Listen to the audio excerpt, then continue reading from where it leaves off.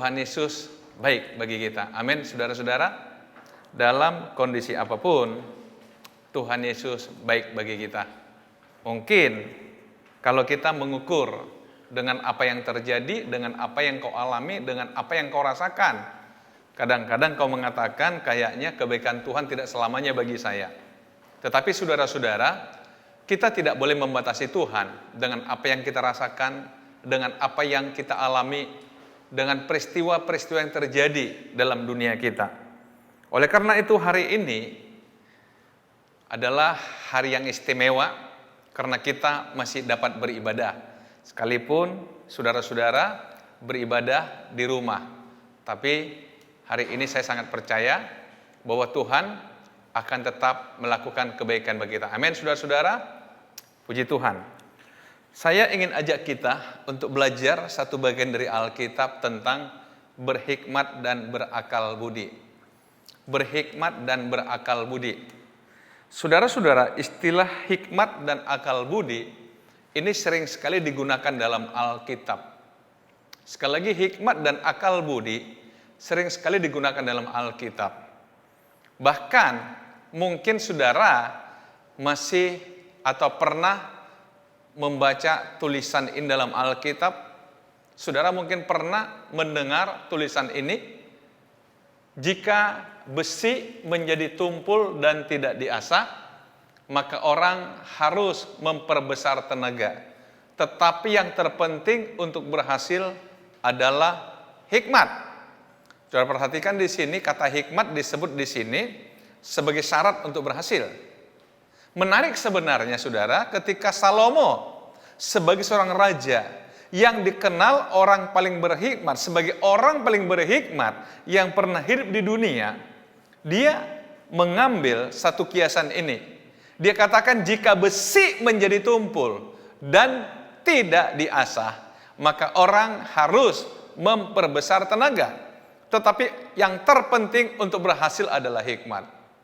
Saudara, saya pernah katakan bahwa selama ada COVID-19 ini, saya tetap tinggal di rumah, tetapi saya juga akhirnya mengambil waktu untuk memanfaatkan limbah ataupun kayu-kayu bekas bangunan lama untuk membuat meja-meja. Sehingga saya panggil tukang perabot, saudara. Tukang perabot sudah 1,5 bulan bekerja. Saya suka mengamati dia bekerja. Kadang-kadang saudara saat dia menggergaji tiba-tiba dia berhenti. Dan kemudian dia ambil kikir, dia akan asah dulu gergajinya itu. Kemudian dia mulai gergaji lagi. Walaupun saya nggak tanya, dia bilang begini, kalau gergajinya nggak tajam Pak, capek makainya. Sehingga dia ambil waktu sebentar untuk mengasah gergajinya. Begitu juga dia pakai pahat mesin. Kadang-kadang dia berhenti, dia bongkar itu pahat mesinnya lagi. Dan coba asah lagi itu peralatannya. Baru dia gunakan lagi. Alasannya tetap sama. Kalau pahatnya tumpul Pak, susah menggunakannya. Jadi saudara-saudara, apa yang dikatakan Salomo ini sebenarnya sangat dekat dengan kehidupan kita. Tetapi walaupun dekat dengan kehidupan kita, masih ada saja orang yang hidup tidak pakai hikmat, tapi dia menggunakan kekuatannya.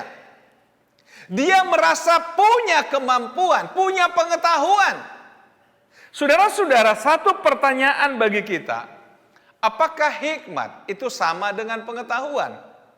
Atau kalau saya coba sandingkan dengan tema khotbah kita hari ini, hikmat, akal budi, dan pengetahuan itu sama atau enggak? Saudara-saudara, kalau saudara baca dalam bahasa Inggris sebenarnya gampang sekali untuk memahaminya. Kata hikmat dipakai kata wisdom. Akal budi itu understanding. Tetapi ketika kita bicara pengetahuan, digunakan kata knowledge. Bahkan hanya sedikit ayat yang mengkaitkan khususnya perjanjian baru dengan sains. Jadi saudara, kalau demikian, saya coba mengkelompokkan seperti ini. Kalau kita kembali ke Alkitab, ada hikmat dan akal budi satu kelompok, yaitu hikmat dan akal budi bicara masalah pengertian, pemahaman. Tetapi ilmu pengetahuan atau knowledge dan science di satu kelompok. Bicara masalah kemampuan, masalah skill yang bisa dipelajari dan sebagainya. Nah, coba kita belajar saudara untuk menjawab ini. Apakah hikmat, akal budi sama dengan pengetahuan? Mari kita coba belajar. Saya tertarik sekali ketika membaca Ayub pasal yang ke-28. Mari kita cermati saudara.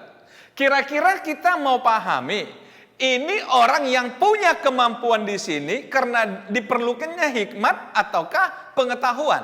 Lihat, memang ada orang menambang perak dan tempat orang melimbang emas. Ayat 2, besi digali dari dalam tanah dan dari batu dilelehkan tembaga. Orang menyudahi kegelapan dan batu diselidikinya sampai sedalam-dalamnya di dalam kekelaman dan kelam pekat. Menarik saudara. Ini bicara apa? Kita paham ini masalah pertambangan. Lihat besi, perak, emas digali dari dalam tanah. Yang menarik bagi saya adalah yang menulis ini, yang memahami ini, yang menyampaikan ini seorang yang bernama Ayub. Saudara tahu kapan Ayub ini hidup? Ayub ini hidup, ada yang mengatakan sejaman dengan kira-kira tidak jauh dengan zamannya Abraham. Mungkin saudara bertanya, kok bisa dipastikan demikian? Nah, para penafsir Alkitab berani mengatakan bahwa Ayub hidup sejaman atau tidak jauh dari zaman Abraham. Karena apa? Karena kekayaan pada masa itu mesti dihitung dengan banyaknya ternak.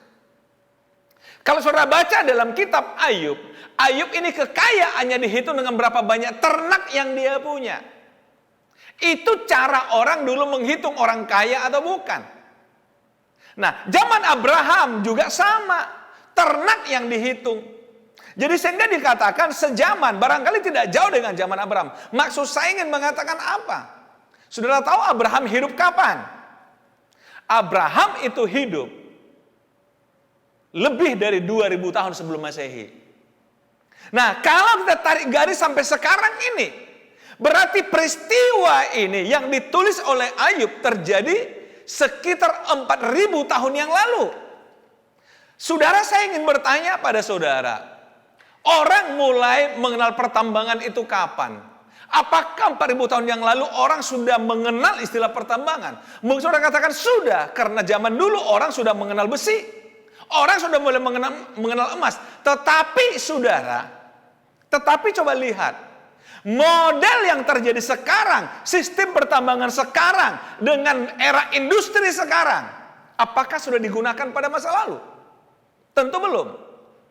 Tetapi saudara-saudara, pertanyaannya dari mana Ayub tahu bahwa bumi ini, di bawah tanah ini, ada banyak hal yang bernilai, yang berharga? Apakah kita akan ada pengetahuan? Dari mana dia tahu? Siapa yang mengajari dia? Dari mana dia sekolah? Nah, kemudian saudara lihat di ayat yang keempat.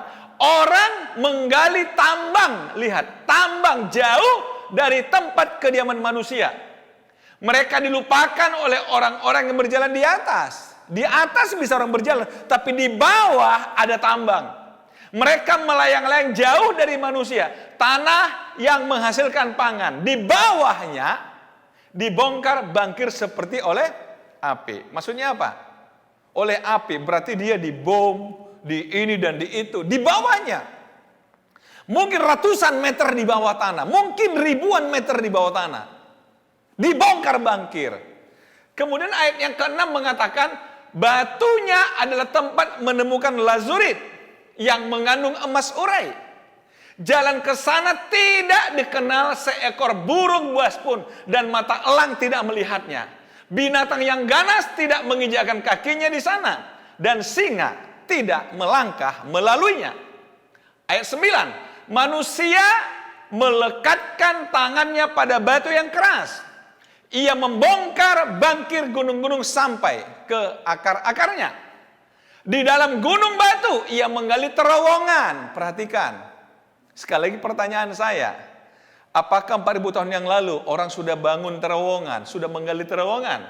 dan matanya melihat segala sesuatu yang berharga, air sungai yang merembes di bendungnya, dan apa yang tersembunyi di bawahnya ke tempat terang.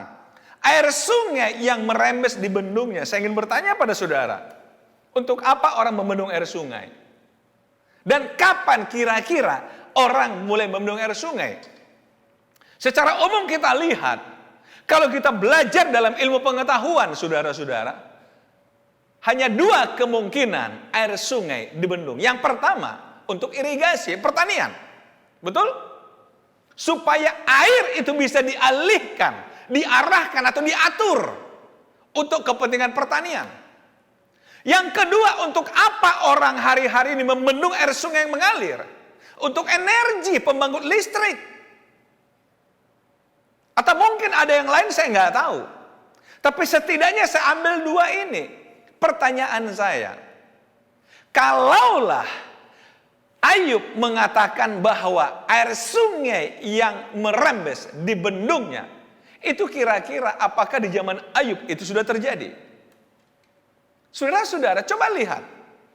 Nah, kalau kita lihat, kalau tadi saya tanya, apakah sama antara hikmat, akal budi, dan pengetahuan? Nah, saya ingin bertanya kembali kepada saudara. Orang yang mampu mengerjakan ini semua, siapa?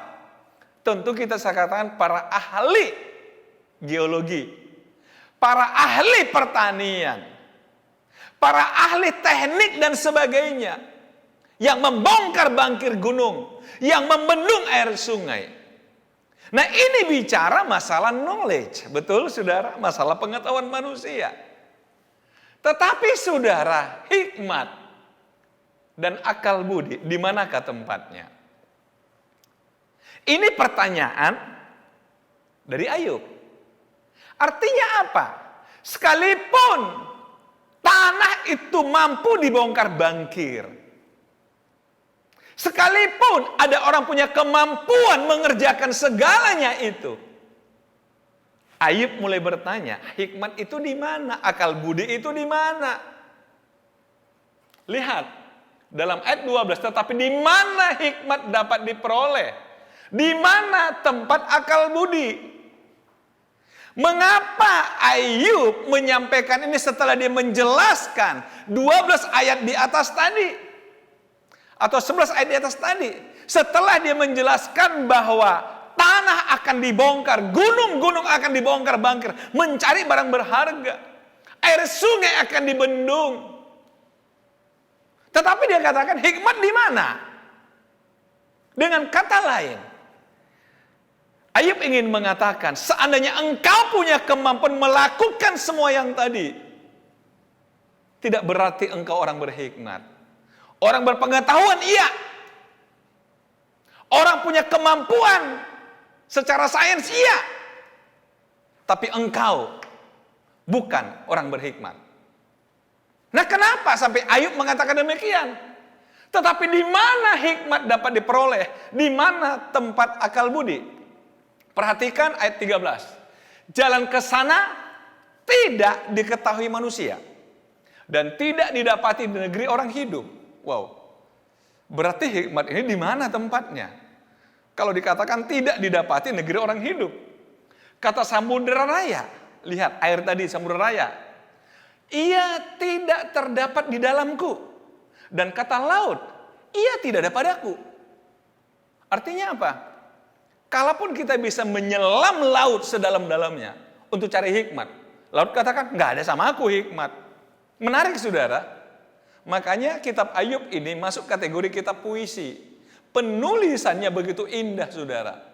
Dirangkai dengan kata-kata yang menggugah perasaan saudara. Ayat 15, untuk gantinya tidak dapat diberikan emas urai. Jadi hikmat itu tidak dapat digantikan dengan emas urai. Dan harganya tidak dapat ditimbang dengan perak. Ia tidak dapat dinilai dengan emas ofir, ataupun dengan permata krisopras yang mahal, atau dengan permata lazurit.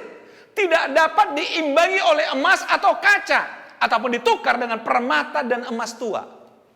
Wow, berarti hikmat ini dikatakan dia tidak ada dalam dunia manusia, tidak ada dalam dunia kita.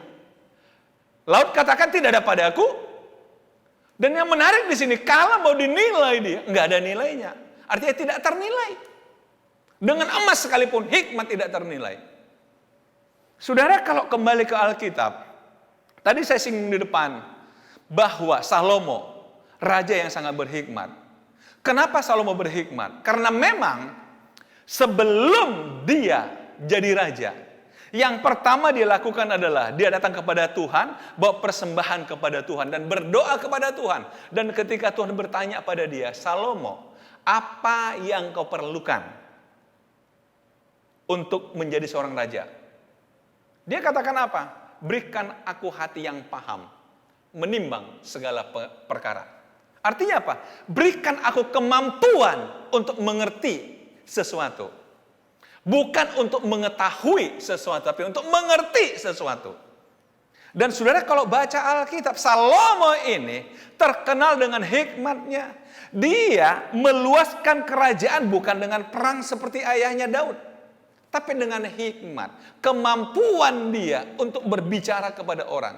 Kalau saya baca dari sampai ada ratu yang bersedia datang bawa emas 1 kapal, hanya pengen dengar hikmat Salomo. Saudara bisa bayangkan, artinya apa? Orang berhikmat itu nggak bisa dinilai dengan apapun. Dengan kata lain, saudara, yang diperlukan hari ini adalah hikmat. Kembali pada pengkhotbah 10 ayat 10 tadi saya katakan di depan. Jika besi telah menjadi tumpul, orang akan memperbesar tenaga. Yang terpenting untuk berhasil adalah hikmat. Saudara, kita lihat kondisi sekarang. Orang-orang yang punya kemampuan mengerjakan yang tadi, dalam pertambangan, teknologi, macam-macam. Tapi apa yang terjadi hari-hari ini? Apakah itu semua bisa dilakukan? Bisa diandalkan untuk mengatasi masalah yang terjadi? Lihat, perguruan-perguruan tinggi atau universitas terkenal di dunia sedang berjuang sekarang untuk menemukan obat virus corona. Berbagai spekulasi sudah ada. Ada yang mengatakan sedang diuji coba sekarang di Inggris kepada monyet. Karena monyet gennya mirip dengan manusia. Kromosom mirip dengan manusia. Baru nanti dia akan cari relawan untuk diuji pada manusia. Saudara, saya sedang berpikir begini. Orang mulai memprediksi, ada yang mengatakan Juli mungkin. Apalagi Indonesia sekarang dikatakan trennya menurun, saudara. Trennya menurun. Sekarang ada saudara memprediksi mungkin bulan Juli kita sudah mulai sedikit tenang. Tapi pertanyaan saya, ini kan virus. Apakah virus itu bisa hilang total? Apakah bisa, saudara? Berarti sewaktu-waktu bisa saja orang terinfeksi. Saya tidak bisa bayangkan, saudara, setelah virus ini pun selesai, kalau dikatakan sudah aman. Bahkan beberapa negara di Eropa sekarang sudah mulai mempertimbangkan untuk mengaktifkan kembali segala kegiatan. Di China juga misalnya. Di Singapura juga misalnya. Sudah mulai pelan-pelan mereka. Tetapi saudara, pastilah manusia tetap hidup dalam kewaspadaan tinggi, betul? Ini kondisi yang ada. Artinya apa? Ternyata pengetahuan itu tidak selamanya bisa menyelesaikan persoalan. Karena itulah saudara, yang terpenting berhasil adalah hikmat. Saudara, terjadi perdebatan ketika awal-awal pemerintah memberikan sebuah himbauan supaya ibadah juga dari rumah. Ibadah berada di rumah. Jujur saudara, di kalangan para rohaniawan atau jemaat yang mengatasnamakan kaum rohaniawan mulai bertanya, kok kita lebih takut virus daripada Tuhan?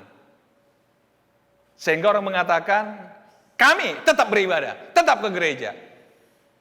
Satu ketika sudah terjadi perdebatan seperti itu, dan saya mencoba menjawab dengan sangat hati-hati.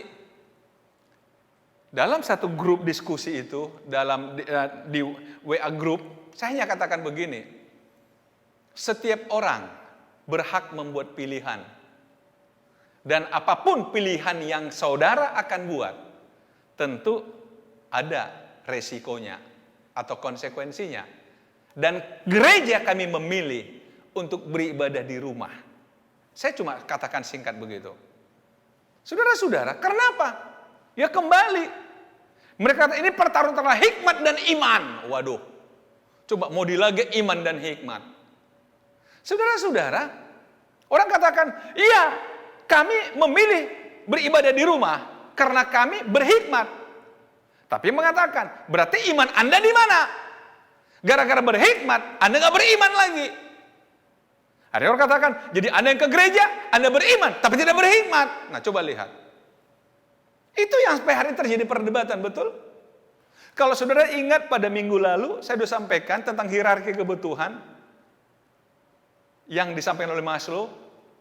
Kebutuhan paling primer itu makan, minum, pakaian, betul? Baru yang kedua rasa aman. Mengapa agak sulit sekarang meminta orang tinggal di rumah? Karena alasannya apa? Lapar. Makan, minum. Sehingga rasa aman itu terabaikan. Berapa hari yang lalu, tepatnya hari Minggu sebenarnya, hari Minggu sore yang lalu, kami ada grup diskusi dengan teman-teman dari berbagai berbagai bidang keahlian. Ada anggota DPR, ada dari BMKG, ada dari BPK dan sebagainya. Dalam diskusi itu kami nggak banyak, sekitar 14 orang seperti itu. Tapi saya menarik, saudara. Jadi ketika ditanya, BMKG, bagaimana ramalan cuaca? Apa hubungannya? Jadi saudara-saudara dihubungkan. Bagaimana sebenarnya terdeteksi nggak ini COVID ini dalam tugas Anda sebagai orang BMKG? Dia katakan begini, getaran bumi itu kan bisa diukur. Dan saudara tahu, dia bilang, yang sekarang kita masih sangat khawatir adalah kalau daerah Eropa itu getaran bumi sudah berhenti. Karena apa? Berarti tidak ada pergerakan manusia. Dia katakan di China juga diukur, itu pergerakan itu cenderung melambat. Tapi di Indonesia pergerakan itu tidak berbeda jauh dengan masa-masa lalu. Artinya apa? Berarti Indonesia belum mau disuruh diam di rumah. Dia bilang, kami punya alat mengukur itu. Tentang getaran bumi. Sehingga dia katakan apa? Kalau Indonesia masih seperti ini membandel, dia bilang, apa? Kita nggak bisa prediksi sampai kapan Indonesia bisa bersih dari masalah ini. Jadi saudara-saudara, nah kembali. Masalah kebutuhan. Nah sekarang kita bergeser ke sini, saudara. Saya ingin kembali kepada Alkitab. Kepada apa yang Ayub katakan ini. Lihat. Untuk gantinya tidak ada apapun yang bisa menggantikan hikmat. Ayat 18. Baik gewang, baik habrur. Tidak terhitung lagi memiliki hikmat adalah lebih baik daripada mutiara. Wow. Saya takut, saudara, kita malah berpikir sebaliknya. Lebih baik punya mutiara, nggak pakai hikmat, nggak apa-apalah. Permata krisolit, Ethiopia tidak dapat mengimbanginya. Ia tidak dapat dinilai dengan emas murni. Dari manakah datangnya hikmat dan akal budi? Kalau begitu dari mana? Kalau tadi katakan di manakah tempatnya? Di laut tidak ada, samudra tidak ada. Di mana tempatnya? Ayat 20, hikmat itu dari manakah datangnya atau akal budi? Di manakah tempatnya?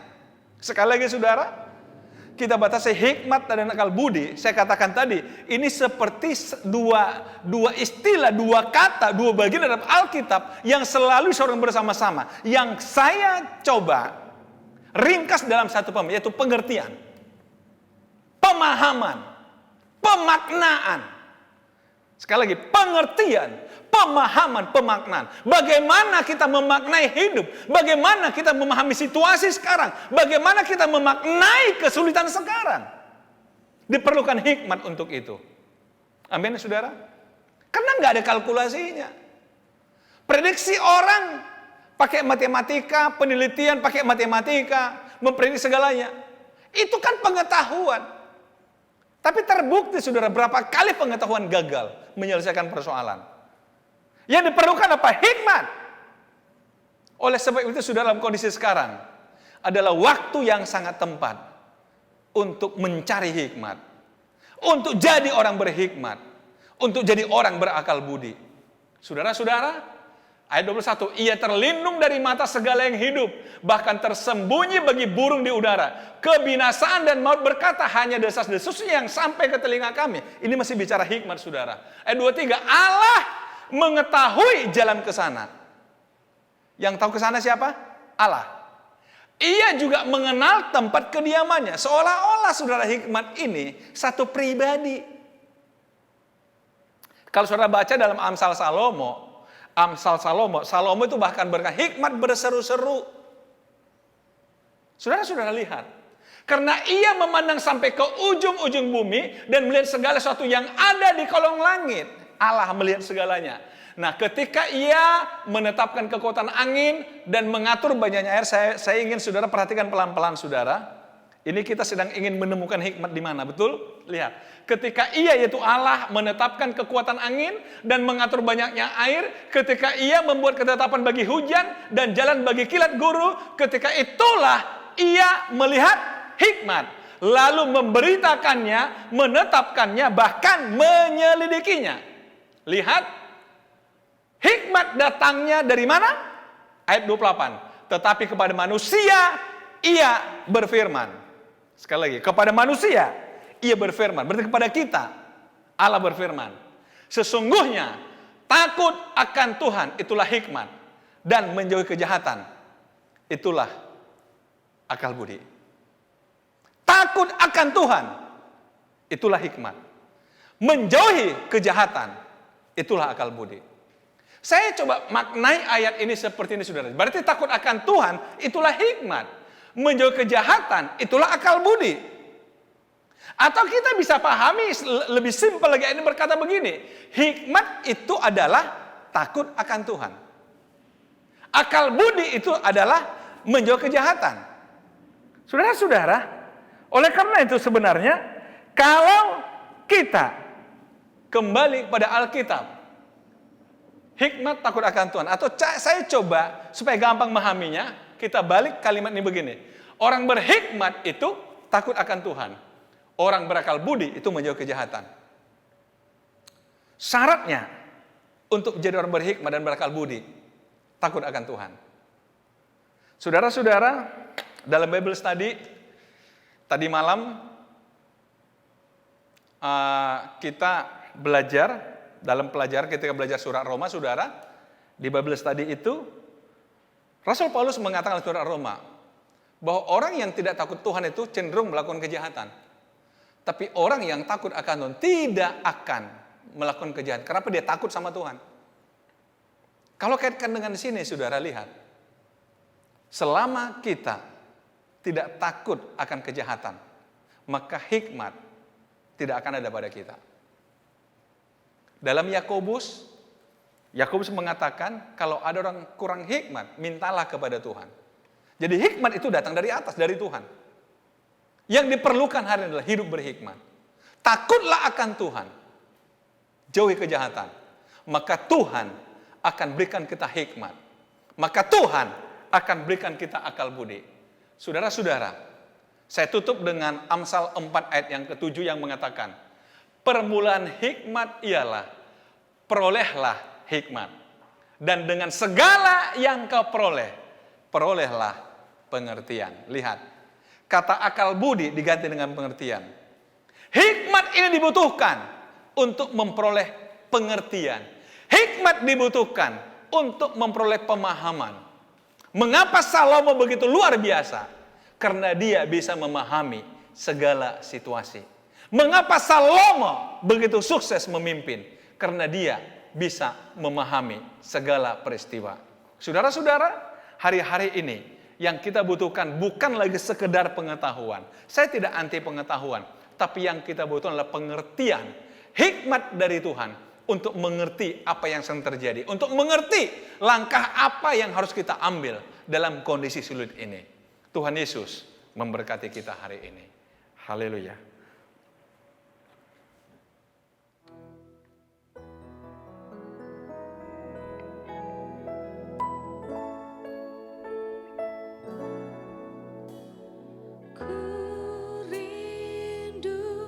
Setiap waktu hidup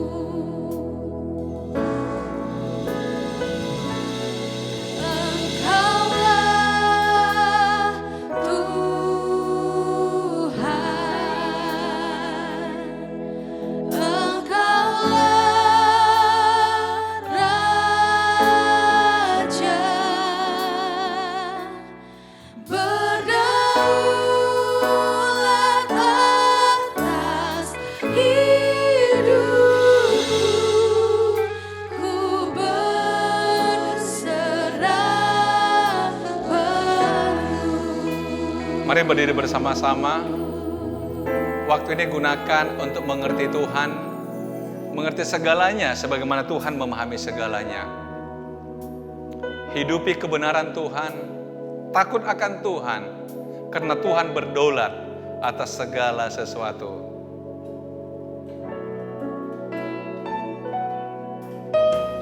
Ku rindu setiap waktu di bumi kebenaran-Mu, bukan dengan kuatku, namun karena Roh-Mu. Yesus, Kau yang ku pegang teguh.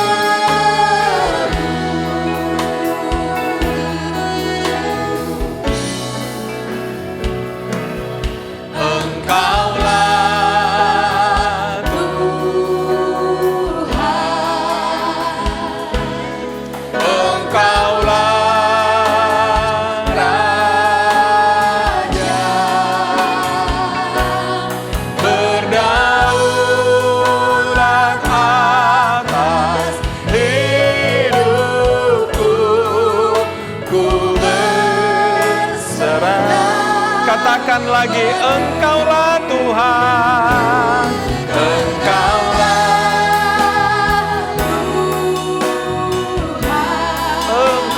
Raja, Engkaulah Raja, berdaulat atas hidupku, ku berserah penuh. Berdaulat atas hidupku, ku berserah penuh. Berdaulat atas hidupku,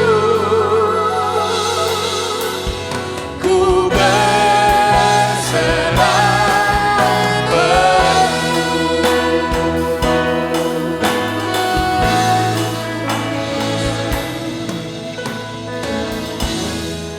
Bapak, kami belajar hari ini, meskipun dunia dipenuhi dengan pengetahuan, meskipun dunia dipenuhi dengan teknologi yang canggih, tapi ternyata semua itu tidak berarti apa-apa ketika kami menghadapi situasi sulit di dunia pada masa kini.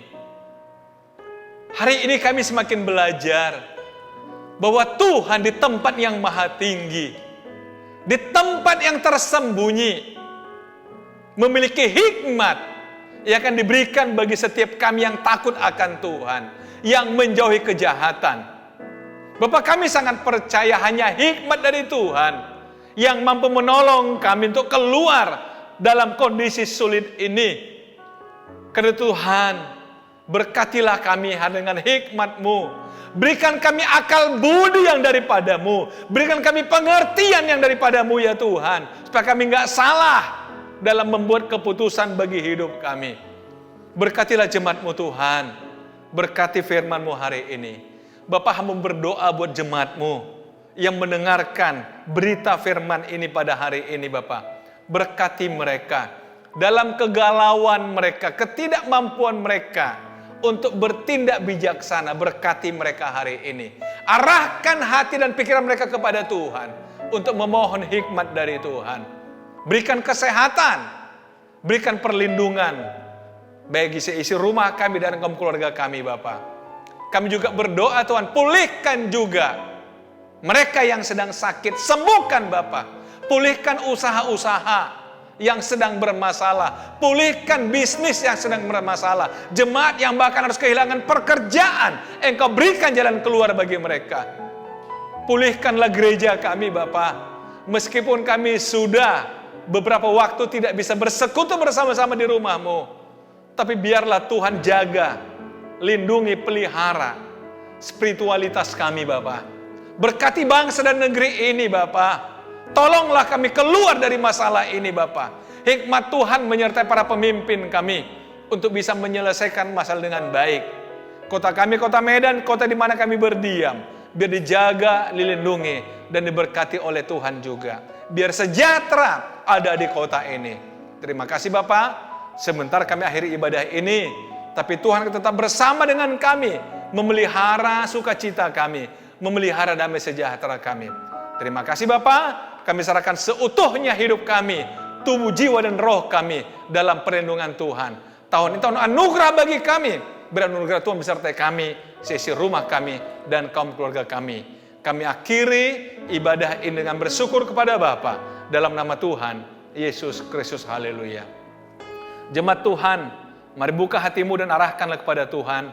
Terimalah berkat Tuhan. Kiranya Tuhan memberkati engkau berlimpah-limpah. Kiranya Tuhan memperluas wilayahmu, dan tangan Tuhan yang kuat melepaskan engkau dari segala yang jahat. Sakit penyakit tidak akan menimpa engkau. Turunlah berkat damai sejahtera dari Allah Bapa, kasih karunia dari Yesus Kristus Tuhan kita, perlindungan, kekuatan, penghiburan Allah Roh Kudus menyertai engkau kemanapun engkau pergi, dan membuat engkau berhasil apapun yang engkau kerjakan hari ini, besok, sampai Yesus datang kembali. Dalam nama Tuhan Yesus Kristus. Haleluya. Sama-sama katakan amin. Selamat hari Minggu. Tuhan Yesus memberkati kita semua.